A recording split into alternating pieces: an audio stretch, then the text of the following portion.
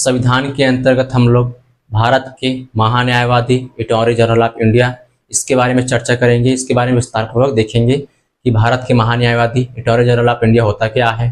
Clear है? तो आज हम लोग देखने वाले हैं भारत के महान्यायवादी। क्या देखने वाले हैं? तो जी भारत के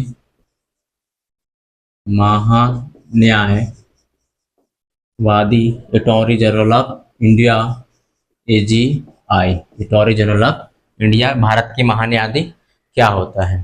तो भारत सरकार की तरफ से जितने भी केस होंगे, ठीक है, भारत के खिलाफ जितने भी केस होंगे उसको लड़ने के लिए कौन जाएगा? तो महान्यायवादी जाएंगे। उसको लड़ने के लिए कौन जाएगा? महान्यायवादी। भारत सरकार का वकील जिसको बोलते हैं, कौन है? तो महान्यायवादी। जैसे आप लोगों के खिलाफ कुछ केस हो रहा है तो आप लोग प्राइवेट वकील रखोगे, उसी तरह भारत सरकार के खिलाफ कुछ हो रहा है, ठीक है, तो उसको लड़ने के लिए कौन जाएंगे? तो महान्यायवादी। कौन जा रहा है वहां लड़ने के लिए? उसी तरफ से, भारत सरकार की तरफ से तो महान्यायवादी जाएंगे लड़ने के लिए। क्लियर है? जैसे कि केरल संघ भारत संघवाद केस हुआ था ना, केरल बनाम भारत संघवाद केस, केशवानंद भारती बनाम भारत संघवाद केस। भारत संघवाद की तरफ से कौन गया था लड़ने के लिए वहां पे? तो महान्यायवादी गया था। कौन गया था लड़ने के लिए? तो महान्यायवादी गया था। क्लियर है? आर्टिकल नंबर 76 जिसका संबंध है महान्यायवादी से। किसका संबंध? तो महान्यायवादी से। क्लियर है? इसी में आगे देखेंगे हम आर्टिकल नंबर 76 जिसका संबंध किससे? तो महान्यायवादी से है। संबंध किससे? तो जी महान्यायवादी से। अब देखते हैं महान्यायवादी को और क्या क्या बोल सकते हैं, और क्या क्या बोल सकते हैं। सर्वोच्च विधि अधिकारी, सर्वोच्च विधि अधिकारी, क्या बोल सकते हैं इसको? सर्वोच्च विधि अधिकारी। ठीक, इसी में है मुख्य विधिक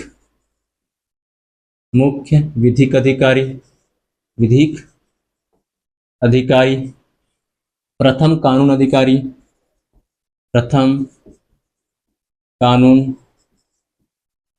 क्या बोल सकते थे इसको? तो महान्यायाधिकारी ने नाम क्या क्या अगर पूछ दिया गया तो सर्वोच्च विधि अधिकारी, मुख्य विधिक अधिकारी और प्रथम कानून अधिकारी। सर्वोच्च विधि अधिकारी, मुख्य विधिक अधिकारी, प्रथम कानून अधिकारी, ये महान्यायवादी के अन्य नाम है और इसके अन्य नाम से जाने जाते हैं। इसके लिए आर्टिकल नंबर कौन सा है? तो आर्टिकल नंबर 76 में इसका प्रावधान है कि क्या होंगे? भारत में महान्यायवादी होंगे, अटॉर्नी जनरल ऑफ इंडिया होंगे करके। क्लियर है? जो भारत सरकार की तरफ से पूरे के पूरे केस लड़ेंगे। क्लियर है? इसी में आगे देखेंगे कि हमने इसको कहाँ से ग्रहण किया है, कहाँ से ग्रहण किया, प्रेरित है, कौन से संविधान से प्रेरित है, कहाँ के संविधान से प्रेरित है? तो यह प्रेरित है ब्रिटेन के संविधान से। कहाँ से प्रेरित है? तो जी ब्रिटेन की, ठीक है, कहाँ से प्रेरित है? तो ब्रिटेन के संविधान से प्रेरित है, ब्रिटेन की कॉन्स्टिट्यूशन से प्रेरित है। कहाँ? क्या चीज? तो महान्यायवादी। क्या चीज? तो महान्यायवादी। क्लियर है? अब इसी में आगे देखेंगे कि महान्यायवादी की नियुक्ति कौन करता है, कि इसकी नियुक्ति कौन करता है, कि कौन महान्यायवादी होगा, कौन महान्यायवादी होगा, इसकी नियुक्ति कौन करता है? इसकी नियुक्ति करता है राष्ट्रपति। कौन कर रहे हैं इसकी नियुक्ति? तो राष्ट्रपति इसका नियुक्ति करता है। और पीएम की सलाह पर। किसकी सलाह पर? तो जी पीएम, प्राइम मिनिस्टर की सलाह पर, पीएम की सलाह पर अटॉर्नी जनरल ऑफ इंडिया, महान्यायवादी की, भारत के महान्यायवादी की नियुक्ति करता है। कौन करता है? तो राष्ट्रपति करता है। कौन करता है? तो जी राष्ट्रपति करता है। क्लियर है? अब इसी में आगे देखेंगे हम इसका कार्यकाल। इसी का कार्यकाल देख लेते हैं, इसका कार्यकाल। ठीक, तो महान्यायवादी का कोई निश्चित कार्यकाल नहीं होता, कोई निश्चित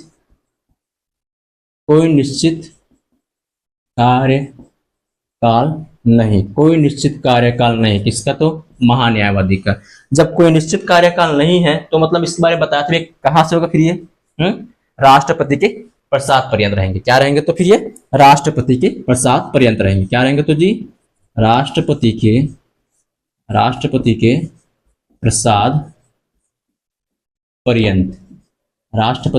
प्रसाद पर्यंत रहेंगे। क्लियर है?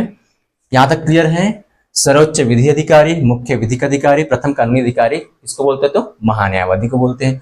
ये हमने कहां से ग्रहण किए हैं कि हमारे यहाँ भी महान्यायवादी होना चाहिए करके, तो हमने ग्रहण किया है ब्रिटेन से, या प्रेरित है कहां से? तो ब्रिटेन के संविधान से या प्रेरित है। क्लियर है? इसी के आगे देखेंगे इसका नियुक्ति की। महान्यायवादी की नियुक्ति कौन करता है? तो महान्यायवादी की नियुक्ति करता है राष्ट्रपति, लेकिन पीएम की सलाह पर। अब केवल पीएम सलाह नहीं दे रहे हैं, पूरी की पूरी कैबिनेट मंत्री उसमें क्या है? शामिल है, कैबिनेट पूरी सलाह दे रहे हैं उसकी। क्लियर है? इसका कार्यकाल देखते हैं तो कोई इसका निश्चित कार्यकाल नहीं होता, मतलब यह राष्ट्रपति के प्रसाद पर्यंत है। जब तक राष्ट्रपति रखेंगे उसको तब तक रहेंगे क्या, महान्यायवादी रहेंगे। क्लियर है यहाँ तक। इसी में आगे देखेंगे हम इसकी योग्यता, क्या देखते हैं योग्यता कि महान्यायवादी होने के लिए, बनने के लिए क्या क्या योग्यता होनी चाहिए आपके पास, क्या देखेंगे इसकी योग्यता। तो इसमें है सर्वोच्च, योग्यता में है सर्वोच्च न्यायालय, सर्वोच्च न्यायालय के न्यायाधीश बनने की योग्यता रखता हो। इसकी योग्यता में क्या है, तो सर्वोच्च न्यायालय की न्यायाधीश बनने की योग्यता रखता हो। सर्वोच्च न्यायालय, सुप्रीम कोर्ट के न्यायाधीश बनने की योग्यता रखता हो। क्लियर है। इसी में देखते हैं आप सुप्रीम कोर्ट की न्यायाधीश बनने के लिए क्या क्या योग्यता होनी चाहिए। ये तो बोल दिया ना कि सर्वोच्च न्यायालय की योग्यता रखता हो, ठीक है। सर्वोच्च न्यायालय के न्यायाधीश की बनने की क्या रखता हो, योग्यता रखता हो, तभी वह महान्यायाधीश को नियुक्त किया जा सकता है। अब हमको ये देखना है कि सर्वोच्च न्यायालय की क्या क्या न्यायाधीश बनने के लिए क्या क्या योग्यता होनी चाहिए, क्या क्या योग्यता होनी चाहिए। तो इसमें पहला है भारत का नागरिक हो, सबको पता है इसके बारे में, ठीक। भारत का क्या हो, नागरिक हो, भारत का नागरिक हो। इसी में आगे है भारत का नागरिक हो, इसी में आगे है कि उच्च न्यायालय, उच्च न्यायालय, उच्च न्यायालय में, उच्च न्यायालय में 5 वर्ष तक न्यायाधीश रहा हो। कितने वर्ष तक, तो जी 5 वर्ष तक वह उच्च न्यायालय में, हाई कोर्ट में न्यायाधीश रहा हो। अथवा इसी में है अथवा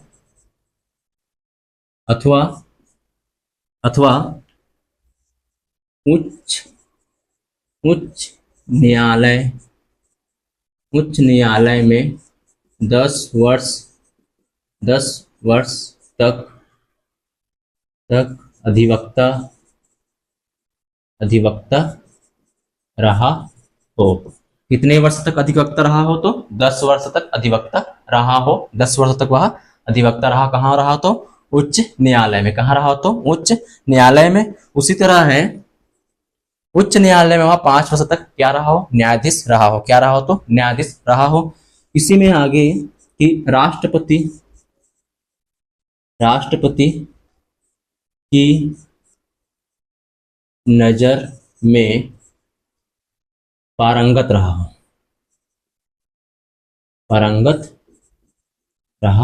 हो, ठीक। राष्ट्रपति की नजर में वह क्या रहा हो, पारंगत रहा हो। मतलब राष्ट्रपति को लगना चाहिए हाँ कि यह महान्यायवादी बनने की योग्यता रखता है, पूरे कानूनी मामले के बारे में इसको अच्छी तरह से पता है। क्लियर। तो क्या रहा हो, राष्ट्रपति की नजर में हो पारंगत रहा हो। क्या रहा हो, पारंगत रहा हो। ये रहा महान्यायवादी के संबंध में कुछ जानकारी। इसी में आगे और है इसका, हम देखेंगे। अब ये तो हो गया इसकी कार्यकाल, योग्यता के बारे में। अब ये त्याग पत्र कैसे देंगे भाई, वो भी तो त्याग पत्र दे सकता है। ऐसा नहीं कि मुझे नियुक्त कर दिया गया तो मैं त्याग को नहीं दे सकता हूँ, उसकी भी कुछ निजी जिंदगी है, और अपने चाहे तो कुछ भी तरीके से वह अपना त्याग पत्र दे सकता है। तो यह त्याग पत्र किसे देगा, इसी में देखते हैं कि अपना त्याग पत्र, भारत के जो महान्यायाधीश है वह अपना त्याग पत्र किसे देंगे, तो वह देंगे राष्ट्रपति को। किसको देंगे, तो राष्ट्रपति को अपना त्याग पत्र देंगे, ठीक है। किसको, तो राष्ट्रपति को। किसको देंगे, तो जी राष्ट्रपति को अपना त्याग पत्र देंगे। यहां तक क्लियर है। एक बार और देख लो, भारत के महान्यायवादी अटॉर्नी जनरल ऑफ इंडिया। हम लोग आज क्या देख रहे हैं, भारत की महान्यायवादी attorney general of India, article number 76 76, जिसमें है महान्यायवादी का प्रावधान है, जिसमें क्या है, तो भारत के महान्यायवादी का प्रावधान रखा गया है आर्टिकल नंबर 76 में। यहाँ तक क्लियर है। इसी में देखेंगे क्या है, सर्वोच्च विधि अधिकारी। क्या है, तो सर्वोच्च विधि अधिकारी है, सर्वोच्च विधि अधिकारी है, मुख्य विधिक अधिकारी है, प्रथम कानून अधिकारी है, प्रथम कानून अधिकारी है। क्लियर है। अब इसी में देखते हैं कि ये कौन से संविधान से प्रेरित है, हमने कहाँ से इसको ग्रहण किया, हमने इसको ग्रहण किया है ब्रिटेन से, ब्रिटेन के संविधान से प्रेरित है। यहाँ तक क्लियर है। इसी के आगे हम देखेंगे अब इसकी नियुक्ति। इसकी नियुक्ति कौन करता है, तो इसकी नियुक्ति करता है राष्ट्रपति जी। इसकी नियुक्ति करेंगे, लेकिन पीएम की सलाह पर, प्राइम मिनिस्टर की सलाह पर इसकी नियुक्ति करेंगे। अब इसी में आगे तो इसका कार्यकाल, इसका कार्यकाल कितने वर्ष का होता है, तो इसके कार्यकाल कोई निश्चित नहीं होता, जब तक कि राष्ट्रपति क्या है, प्रसाद पर्यंत है। क्लियर है। अब इसी में आते हैं इसके योग्यता। इसके लिए क्या क्या योग्यता होना चाहिए भारत की महान्यायाधीश बनने के लिए।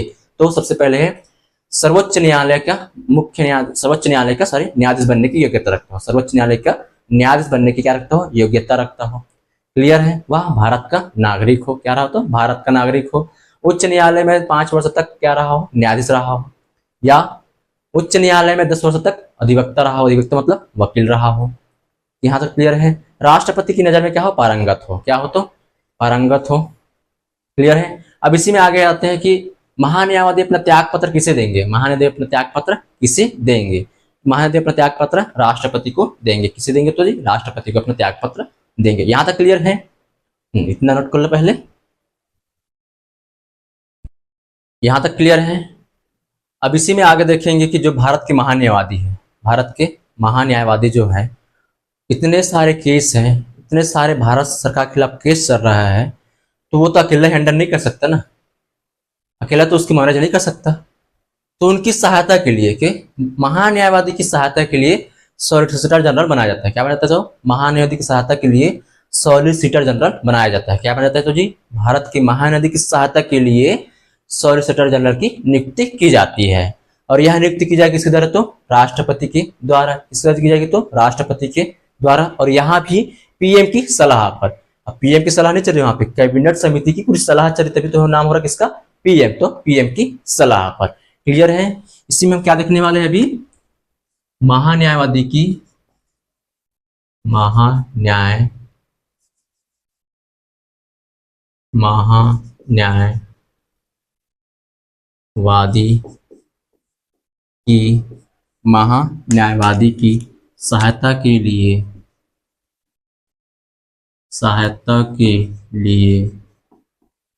सॉलिसिटर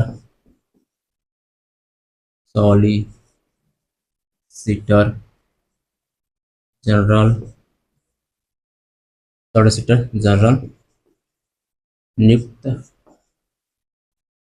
किया जाता है। किसकी सहायता के लिए तो जी महान्यायवादी की सहायता के लिए सॉलिसिटर जनरल नियुक्त किया जाता है, सॉलिसिटर जनरल नियुक्त किया जाता है।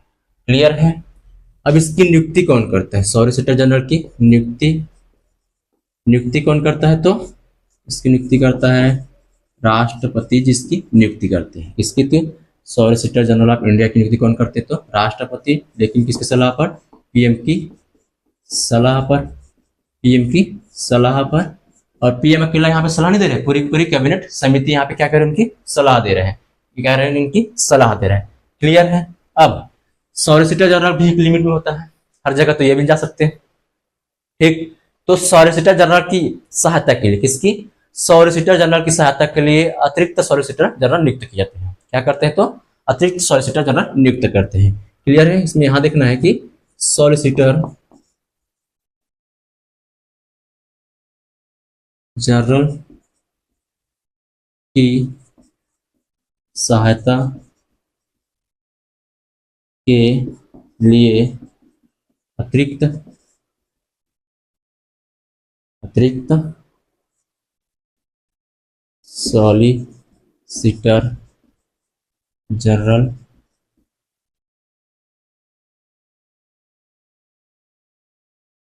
लिए अतिरिक्त सॉलिसिटर जनरल नियुक्त करती है। क्लियर है।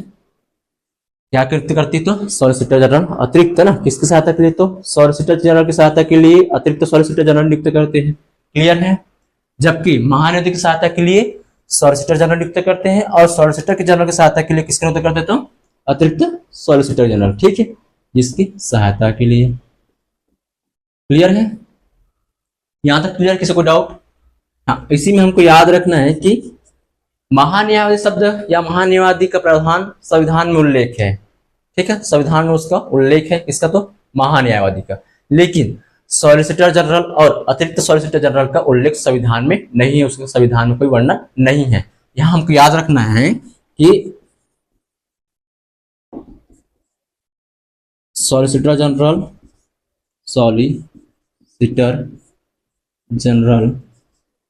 और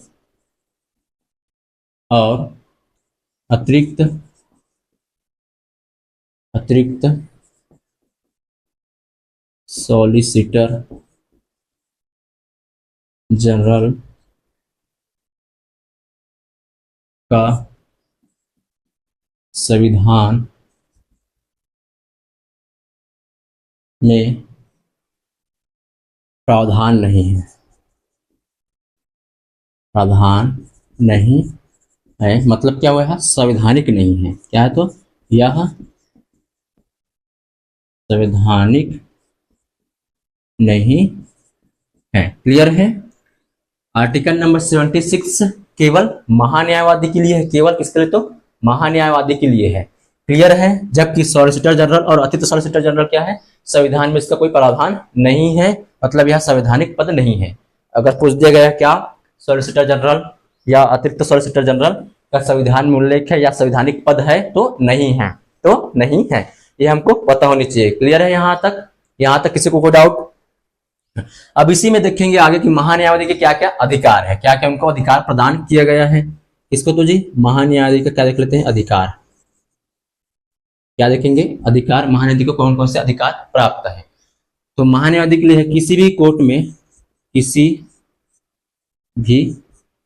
भी कोर्ट ना, ऐसा नहीं कोई भी कोर्ट, भाई किसी भी कोर्ट, कोई भी न्यायालय हो, ठीक है, कोई भी न्यायालय या कोर्ट में, कोई भी न्यायालय में सुनवाई का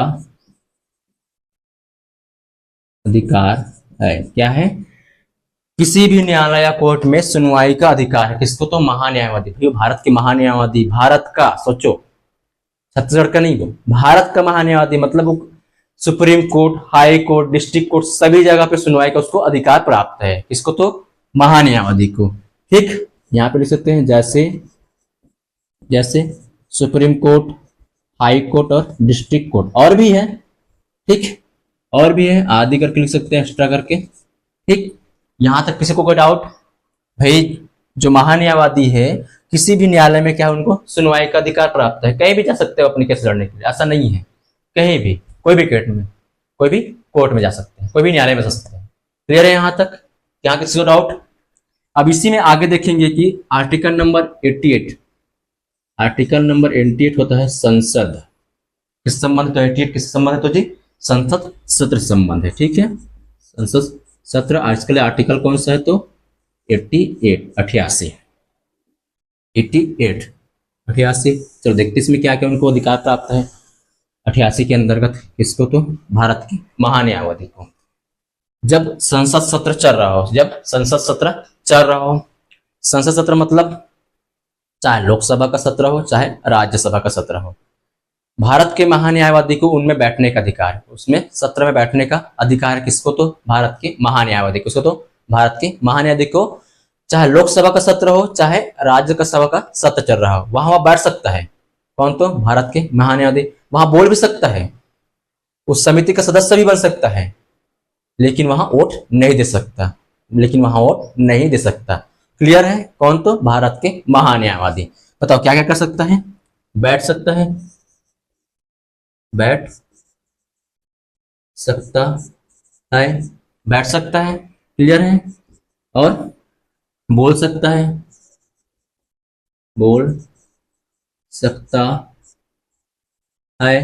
इसी में है। और आगे बैठ सकता है, बोल सकता है और समिति का सदस्य बन सकता है, समिति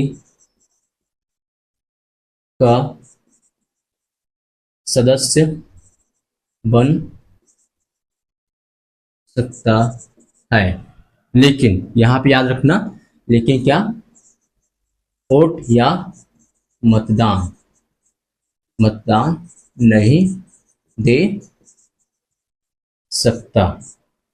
ठीक, मतदान या वोट नहीं दे सकता। लेकिन जो भारत के महान्यायवादी है वह लोकसभा में बैठ सकता है, बोल सकता है, चाहे राज्यसभा हो चाहे लोकसभा हो, बोल सकता है, बैठ सकता है, समिति का सदस्य बन सकता है, वोट नहीं दे सकता, लेकिन वोट नहीं दे सकता। ये किसको अधिकार प्राप्त है तो भारत के महान्यायवादी। किसको तो जी भारत के महान्यायवादी को। एक और है आर्टिकल, याद रखना है, आर्टिकल नंबर 105। इसके बारे में मैंने पहले ही पढ़ाया है, बताया हूं इसके बारे में। क्या है, संसदीय विशेषाधिकार है। जैसे सांसद को अधिकार प्राप्त है ना, उसी तरह से महान्यायवादी को भी संसदीय विशेषाधिकार प्राप्त है आर्टिकल नंबर 105 के तहत। क्यों प्राप्त है, क्योंकि संसद में तो बैठ रहा है ना भाई वो, क्यों बढ़ाते? तो संसद में तो बैठ रहा है वो, समझ रहे हो ना। तो इसी में एक और है आर्टिकल नंबर 105 के तहत क्या है इसको, संसदीय विशेषाधिकार, संसदीय विशेषाधिकार प्राप्त है। क्लियर है यहां तक? किसी को डाउट?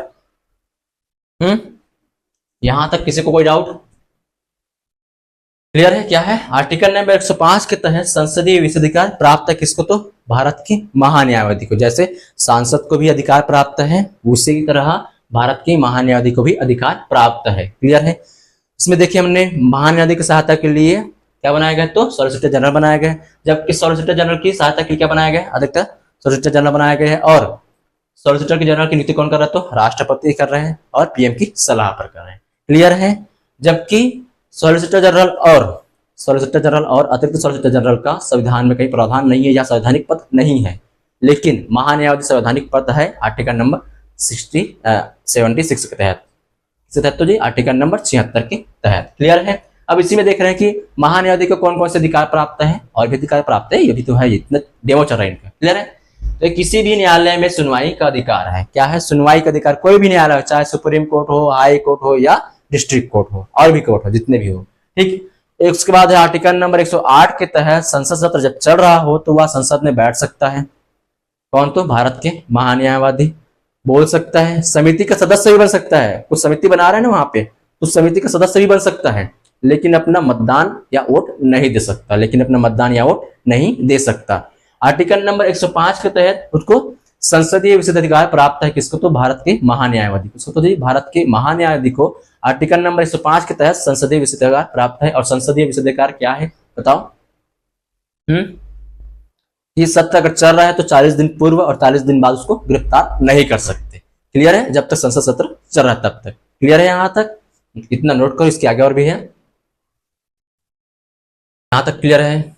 अब इसी के आगे देखिए हम भारत के जो महान्यायवादी है उनके वेतन और भत्ते से। किसको? तो वेतन और भत्ते।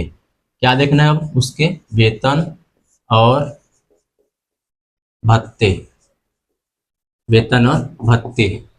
तो जो भारत के महान्यायवादी हैं उनके वेतन और भत्ते का निर्धारण राष्ट्रपति के द्वारा किया जाता है। किसके द्वारा किया जाता है? तो राष्ट्रपति के द्वारा किया जाता है। राष्ट्रपति के द्वारा उसके वेतन और भत्ते का निर्धारण किया जाता है। किसका? तो महान्यायवादी का। यहां तक क्लियर है? अब ये तो रही इसको वेतन और भत्ते की बात। अब इसी में एक पॉइंट आते हैं हम लोग। आप लोग सोच रहे होंगे कि वो तो भारत सरकार का वकील है, तो क्या वह निजी केस लड़ सकता है या नहीं लड़ सकता? भैया तो सरकारी वकील है, सरकारी तो लड़ेगा साथ साथ। क्या वह प्राइवेट या निजी केस लड़ सकता है या नहीं लड़ सकता? प्राइवेट केस लड़ सकता है या नहीं लड़ सकता? तो निजी केस लड़ सकता है। भारत के जो महान्यायवादी है वह निजी केस लड़ सकता है, बशर्ते वह भारत की सरकार के खिलाफ न हो। क्या ना हो? तो उसमें शर्त है कि वह भारत सरकार के खिलाफ न हो। क्लियर है? सवाल क्या उठता है? तो क्या महान्यायवादी जो है निजी केस लड़ सकते हैं या नहीं लड़ सकता? तो बताओ जी।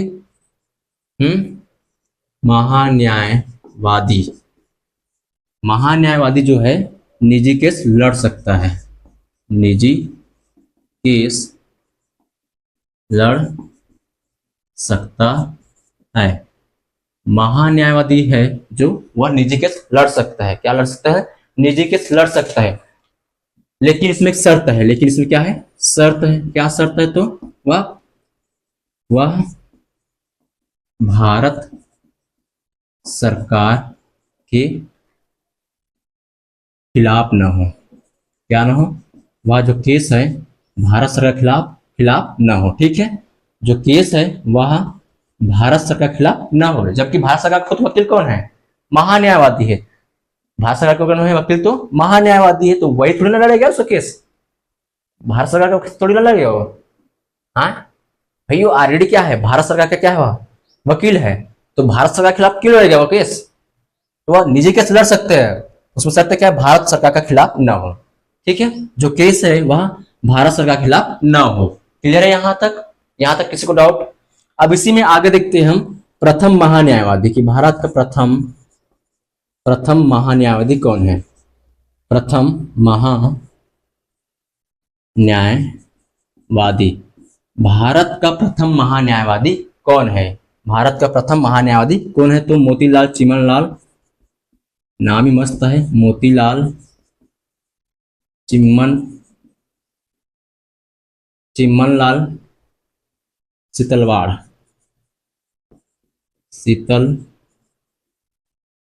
कौन है तो जी? भारत का प्रथम महान्यायाधीश पूछ दिया गया तो मोतीलाल चिमनलाल सीतलवाड़। कौन है तो? मोतीलाल चिमनलाल सीतलवाड़ जी है। कौन है तो?